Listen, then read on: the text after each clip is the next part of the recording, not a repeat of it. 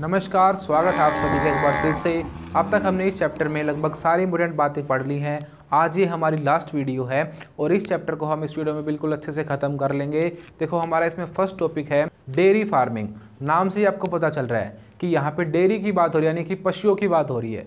तो जब भी हम डेयरी प्रोडक्ट्स के लिए, यानी कि जो दूध है, दही है, पनीर है, जो भी हम डेयरी प्रोडक्ट्स बनाते हैं, उसके लिए जब हम पशुओं को पालते हैं तो उसे कहा जाता है डेयरी फार्मिंग। अब यहाँ पे डेयरी फार्मिंग, जब फार्मिंग लग गया इसके आगे, तो इसका मतलब ये है कि बहुत बड़े लेवल पे बड़े बड़े फार्मों में खेती होने की बात हो रही है। तो जब बड़े लेवल पे खेती की जाती है उसे कहा जाता है डेयरी फार्मिंग। और ये बड़े लेवल पे खेती जो होती है ये मेनली डेवलप कंट्रीज़ में ही हो पाती है, क्योंकि वहीं पे उनके पास ज़्यादा पैसे हैं, ज़्यादा टेक्नोलॉजी है। ठीक है, हमारे यहाँ पे भी इतने बड़े लेवल पे खेती नहीं होती डेयरी फार्मिंग वाली। तो हम पढ़ रहे हैं वर्ल्ड ज्योग्राफी, इसीलिए हम बात कर रहे हैं दुनिया में जहाँ पे सबसे ज़्यादा होती है उन कंट्रीज़ की। तो डेयरी फार्मिंग का मतलब क्या है? बड़े लेवल पे बड़े बड़े फार्म बना के, ठीक है, बहुत बड़े लेवल पे प्रोडक्शन करना डेयरी प्रोडक्ट्स का भी, और जो भी जानवरों से चीज़ें मिलती हैं उनका। तो डेयरी फार्मिंग, इसको आप याद रखना। ठीक है, डेयरी उत्पाद, डेयरी कृषि कह लो आप, हिंदी में भी डेयरी बोलेंगे इसे, इंग्लिश में भी डेयरी बोलेंगे। तो डेयरी फार्मिंग बहुत इंपॉर्टेंट है, आपको इसके एरिया याद रखने हैं। आप मैप में भी देख सकते हो कि कहाँ कहाँ पे ये होती है। देखो, एक तो है अमेरिका, वहाँ पे जो है बड़े बड़े एरिया हैं, वहाँ पे अच्छे से घास वगैरह मिलती है जानवरों को। तो वहाँ पे बहुत बड़े लेवल पे डेयरी प्रोडक्ट्स के लिए जानवरों को पाला जाता है। उनके पास पैसा है तो बहुत बड़े बड़े फार्म बनाए गए हैं, वहाँ पे टेक्नोलॉजी का यूज़ किया है, दूध निकालने की मशीनें हैं, हर चीज़ की मशीन है वहाँ पे, तो मशीनों से वहाँ पे काम होता है। तो जो डेयरी फार्मिंग है हमारी, वो मेनली होती है अमेरिका में। अमेरिका के पास है कनाडा, वहाँ पे। उसके अलावा ऑस्ट्रेलिया में, न्यूजीलैंड में, यूरोप की भी कई कंट्रीज़ है जहाँ पे डेयरी फार्मिंग होती है। तो ये मेन एरिया है, वहीं पे हो सकती है ये जहाँ पे कुछ कंडीशंस हों। तो आपसे यहाँ पे पूछ भी सकते हैं कि डेयरी फार्मिंग के लिए क्या क्या अच्छी कंडीशन होनी चाहिए। अब देखो, ज़्यादा बर्फ़ पड़ रही है तो गायें भैंस वहाँ पे ज़िंदा रह पाएंगी? नहीं रह पाती। दूसरी चीज़, जहाँ पे इनके लिए खाने पीने की चीज़ें नहीं होंगी, ठीक है, अच्छे से इनको फूड नहीं मिलेगा, तो क्या तो ये मीट प्रोडक्शन करेंगी, क्या ये मिल्क प्रोडक्शन करेंगी? ठीक है, तो ये चीज़ें नहीं चल पाती फिर। ठीक है, जहाँ पे गर्मी ज़्यादा होगी वहाँ पे भी नहीं चलेगा। तो ना तो ठंड वाले एरिया में चलती है ज़्यादा जहाँ पे ठंड हो, ना जहाँ पे गर्मी ज़्यादा हो, ठीक है, ना जहाँ पे खाने पीने की चीज़ें मिले, वहाँ पे डेयरी नहीं खुल सकती। इतने बड़े लेवल की डेयरीज नहीं खुल सकती, छोटी मोटी वहाँ पे होती हैं। तो कुछ एरिया जो मैंने अभी आपको बताया, यहाँ की कंडीशंस बहुत अच्छी हैं। यहाँ पे बिल्कुल अच्छा मौसम है, ठीक है, इन जानवरों के लिए बिल्कुल बेस्ट मौसम है। बीमारियाँ नहीं फैलती अच्छे मौसम में, जानवर हेल्दी रहते हैं तो प्रोडक्शन अच्छा होता है हर चीज़ का। तो कुछ कंडीशंस आपसे पूछ सकते हैं कि ये बताओ कि डेयरी फार्मिंग के लिए क्या क्या कंडीशन होनी चाहिए। पहली बात, क्लाइमेट अच्छा होना चाहिए, जलवायु अच्छी होनी चाहिए, ना तो गर्मी ना सर्दी, बिल्कुल बीच का मौसम होना चाहिए, बहुत सुहाना अच्छा मौसम होना चाहिए। ऐसा मौसम अगर होगा तो वहाँ पे डेयरी फार्मिंग बहुत अच्छी हो सकती है। दूसरी बात, चारागाह होने चाहिए, उनके चरने के लिए एरिया होना चाहिए, घास के बड़े बड़े मैदान होने चाहिए, पूरे तरीके से जो है उन्हें खाने पीने की चीज़ें मिल पाए, चारागाह होने चाहिए जानवरों के लिए। तीसरी बात, उनके लिए जो इम्पोर्टेंट चीज़ें खाने पीने की, जैसे कि घास के अलावा भी तो बहुत सारी चीज़ें खाई जाती हैं जिनसे उन्हें प्रोटीन मिलता है, वो हेल्दी होते हैं, इस टाइप की चीज़ें भी वहाँ पे अवेलेबल होनी चाहिए। ठीक है, उसके बाद चौथी चीज़ है, उनके लिए प्रॉपर रहने की सुविधा होनी चाहिए। अब ऐसे आप जानवरों को भर नहीं सकते कि कहीं पे भी खेत में छोड़ दिया, वहाँ पे छोड़ दिया। प्रॉपर आपको शेड बनाने पड़ेंगे, बारिश हो रही है तो उससे बचने के लिए, धूप है तो उससे बचने के लिए, तो प्रॉपर एक एरिया बनाना पड़ेगा। तो पूरा एक एरिया होना चाहिए, प्रॉपर वहाँ पे मैनेजमेंट होना चाहिए। ठीक है, उसके अलावा एक और ख़ास बात होनी चाहिए, वहाँ पे नीड होनी चाहिए उस चीज़ की, यानी कि आसपास कोई ना कोई बड़ी सिटी होनी चाहिए। अब ये नहीं है जंगल में आप गाय भैंस पाल रहे हो, कौन दूध खरीदने आएगा?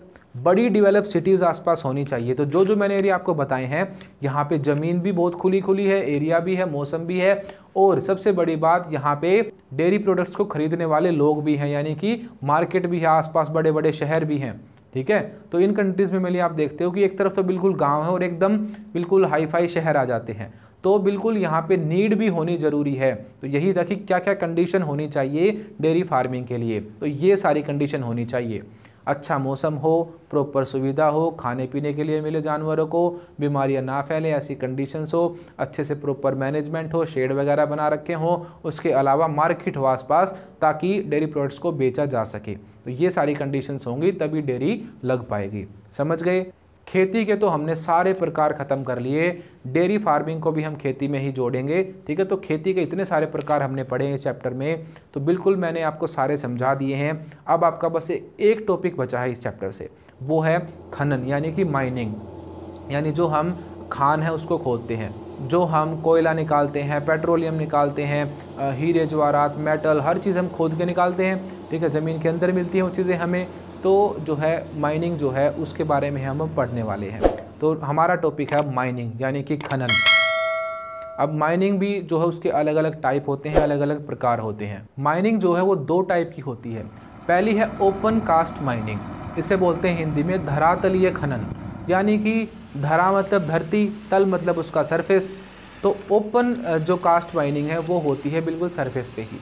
जब आपको पता है ज़मीन में थोड़ी सी नीचे खोदते ही क्या मिलेगा, आपको कोयला मिलेगा, तो वो कैसी माइनिंग होगी, वो होगी ओपन कास्ट माइनिंग यानी कि धरातलीय खनन। हमें धरती के तल पर ही, धरती के सरफेस पर ही जब चीज़ें मिल जाएं तो बिल्कुल इससे अच्छी क्या बात होगी भाई, नीचे नहीं जाना पड़ेगा। तो पहला टाइप यही है, जब कम मशीनों द्वारा मान लो एक जेसीबी मंगाई और खोद दिया, कोयला निकाल लिया, तो हाथ से भी खोद के निकाल सकते हैं। जहाँ पर भी जिस हिसाब के संसाधन हैं जिनको बिल्कुल हम सरफेस को खोद के निकाल सकते हैं, तो उस तरह की माइनिंग को कहा जाता है ओपन कास्ट माइनिंग या धरातलीय माइनिंग, धरातलीय खनन। समझ गए। तो जहां सरफेस के ऊपर ही चीजें मिल जाएं तो वो टाइप हो गया धरातलीय खनन। तो सिंपल सी बात है, खनन का मतलब, माइनिंग का मतलब क्या है, खोद कर जो भी रिसोर्सेज है ज़मीन से वो बाहर निकालने हैं। अब दो ही तरीके हो सकते हैं। अगर ऊपर मिल जाएगा तो आप ओपन कास्ट तरीके से कर सकते हो, कम मशीनों की हेल्प से कर सकते हो, कम पैसा खर्च करके कर सकते हो। पर जो पेट्रोलियम है, जो आपको पता है बहुत गहराई में मिलता है, ठीक है, और भी बहुत सारी चीज़ें हैं जो गहराई में मिलती है। अब ऐसी ऐसी चीज़ों को खोदने के लिए पूरे पूरे कुएँ खोदने पड़ते हैं, बहुत बड़ी मशीनों का यूज़ किया जाता है, बहुत पैसे का यूज़ किया जाता है। तो दो टाइप अपने आप बन गए। खोदने के तरीके हैं, कुछ नहीं है, माइनिंग के दो टाइप, सिंपल सी बात है, खोदने के अलग अलग तरीके। पहला तरीका क्या है, सरफेस के ऊपर ही मिल जाना चीज़ों का, तो सिंपली तरीके से ओपन कास्ट माइनिंग करी जाती है। ऊपर से ज़मीन को खोद खोद के ऐसे ही निकालते रहते हैं नीचे की सारी चीज़ें, ठीक है। पर जब चीज़ें ज़्यादा नीचे होती हैं, बिल्कुल डीप में चली जाती है, जैसे कि मेनली पेट्रोलियम वगैरह निकालने के लिए क्या होता है, हमें दूसरे वाली माइनिंग करनी पड़ती है, तो उसको क्या बोलेंगे। अब डीप में खोदना है तो अंडरग्राउंड बोलेंगे।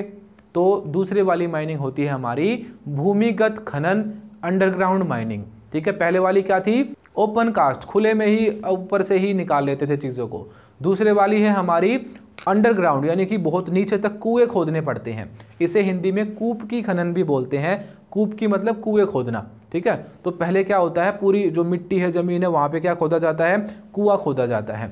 अब उसे खोदने के बाद नीचे वो चीज़ मिलती है, तो पाइपलाइन के ज़रिए या आदमियों को भेजकर पूरी पाइपलाइन की तरह बिछाया जाता है, बड़ी बड़ी मशीनों का यूज़ किया जाता है इस वाले टाइप में। तो दो टाइप हो गए भाई, बिल्कुल सिंपल। एक है ओपन कास्ट यानी कि ऊपर ही ऊपर, यानी कि धरातलीय खनन।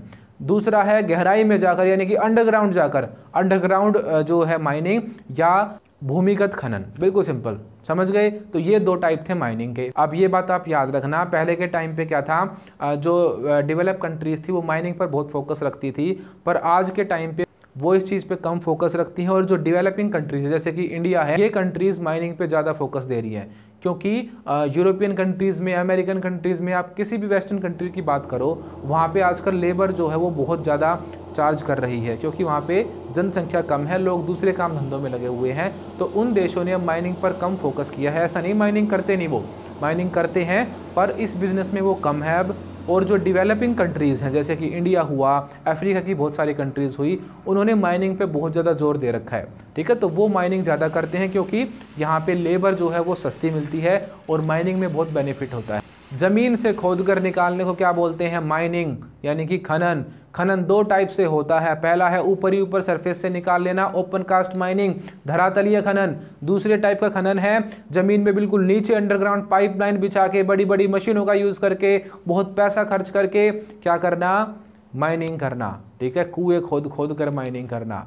तो ये आपसे पूछ सकते हैं कि खनन के दो टाइप बताओ, इनके डिफरेंस को आप अच्छे से समझाओ, ठीक है, आपसे एक्सप्लेन करना आ सकता है कि difference between open cast mining and underground mining, कूपीय खनन में और धरातलीय खनन में अंतर बताओ, या कूपीय को आप बोल सकते हो भूमिगत खनन में और धरातलीय खनन में अंतर बताओ। तो ये आपके क्वेश्चन यहाँ से बन सकते हैं। मैंने आपको पूरा चैप्टर बिल्कुल अच्छे से पढ़ा दिया है, एक भी टॉपिक आपका नहीं छोड़ा है, बिल्कुल डीप में सारी चीज़ें कवर करा दी हैं। अगर आपको हमारी मेहनत पसंद आई है तो आप वीडियोस को लाइक ज़रूर करें और अपने फ्रेंड्स तक इन वीडियोस को ज़रूर शेयर करो। आपके कुछ तो ऐसे पक्के दोस्त होते हैं ना जिनको अगर आप वीडियो भेजोगे तो वो पक्का सब्सक्राइब करेंगे, तो अपने उन सभी दोस्तों तक इन वीडियोस को शेयर ज़रूर करो, क्योंकि हम आपके लिए मेहनत कर रहे हैं। आप भी हमारे लिए थोड़ा बहुत करो, आप हमारे चैनल को सब्सक्राइब कर लो, वीडियो को लाइक कर दो और अपने दोस्तों तक इन वीडियोज़ को शेयर ज़रूर करो। और अगर आप इस चैनल पे आ गए हो ना तो आपको टेंशन लेने की ज़रूरत बिल्कुल भी नहीं है। मैंने आपको पूरा सिलेबस अच्छे से कराया है, सारी चीज़ें समझाई हैं, क्वेश्चन आंसर कराए हैं, प्रीवियस ईयर क्वेश्चन भी। तो जो भी आपके एग्जाम में इंपॉर्टेंट है ना, मैप हो चाहे कुछ भी हो, वो सारी चीज़ें मैं आपको यहीं पे पढ़ा दूंगा। आप बस क्या करना, चैनल की प्लेलिस्ट में जाना, वहाँ सीक्वल से वीडियोज़ को देखना। पहले तो एक बार वीडियो को देखना और समझना, दूसरी बार जब देखो तो अपने नोट्स बनाना। तो आपको नोट्स भी यहीं मिल जाएंगे, वीडियोस भी, सब कुछ यहीं पे मिलेगा। बस आप चैनल को सब्सक्राइब करके अच्छे से मेहनत करते रहो और अपनी पढ़ाई को ऐसे ही जारी रखो। अगर आपको ज्योग्राफी के हैंड रिटन नोट्स PDF चाहिए तो हमें इस नंबर पर व्हाट्सएप करें। आपको सिंपली इस पर 12th ज्योग्राफी नोट्स लिख के मैसेज सेंड करना है। आपको नोट्स बहुत ही नॉमिनल प्राइजेस पर मिल जाएंगे। अगर आप अदर सब्जेक्ट्स के भी चाहते हैं तो आपको 12th लिख के आगे वो सब्जेक्ट मेंशन करना है। जैसे आपको हिस्ट्री की चाहिए तो 12th हिस्ट्री नोट्स, पॉलिटिकल की चाहिए तो 12 पॉलिटिकल नोट्स लिख के मैसेज सेंड करना है। And other details you will get on WhatsApp. Thank you.